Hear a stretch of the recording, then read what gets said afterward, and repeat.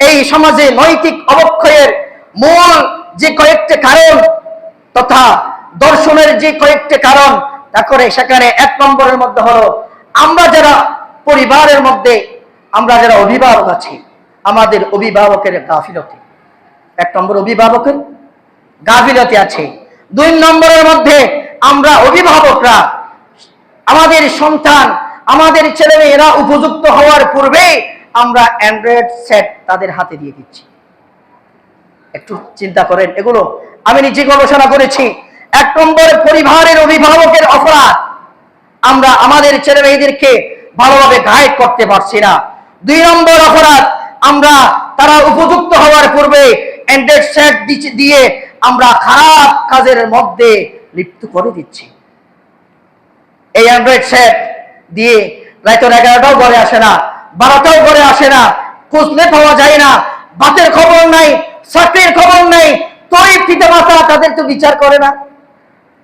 ওই ছেলে অপকর্মের মধ্যে জড়িয়ে পড়ছে, আপনার পর্নোগ্রাফির মধ্যে জড়িয়ে পড়ছে, খারাপ কাজের মধ্যে জড়িয়ে পড়ছে। 3 নম্বর নৈতিক এবং সুশিক্ষার অভাব। কি নৈতিক শিক্ষা আমরা দিতে পারছি না আমাদের ছেলে মেয়েদেরকে, সমাজকে, রাষ্ট্রকে নৈতিক শিক্ষা এবং সুশিক্ষা আমরা দিতে পারছি না। 4 নম্বর নেশাগ্রস্ত।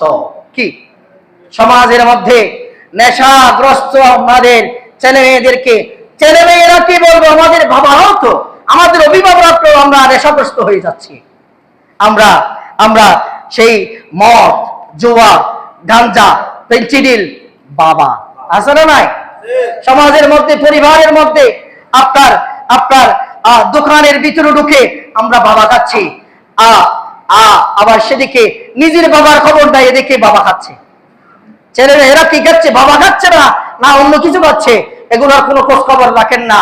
আমি আজকে এই মিম্বর থেকে চ্যালেঞ্জ করছি, আগামী 10 থেকে 20 বছরের ভিতরে ঘরে ঘরে পেন্সিল হয়ে যাবে, ঘরে ঘরে মদের আসর হয়ে যাবে। একটু জোরে বলেন না নাউজুবিল্লাহ।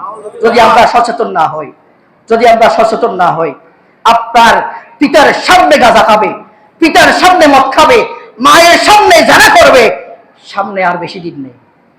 সম্মানিত হাজিরিন, এই অপরাধগুলো যদি আমরা জাস্টিফাই না করে, আমরা যদি সেগুলো দমন না করি, আমাদের পরিবার ধ্বংস হবে, সমাজ ধ্বংস হবে, রাষ্ট্র ধ্বংস হবে, সর্বোপরি আমাদের মুসলমানিত্ব ধূলিসাৎ হয়ে যাবে। একটু জোরে বলি নাউজুবিল্লাহ। আল্লাহ রাব্বুল আলামিন আমাদেরকে এই সমস্ত অপকর্ম থেকে, এই সমস্ত কুকর্ম থেকে আল্লাহ আমাদের ঈমানকে, আমাদের আমলকে, আমাদের সমাজকে, আমাদের ছেলে মেয়েদেরকে, আমাদের পরিবারকে আল্লাহ রক্ষা করুক। আমিন।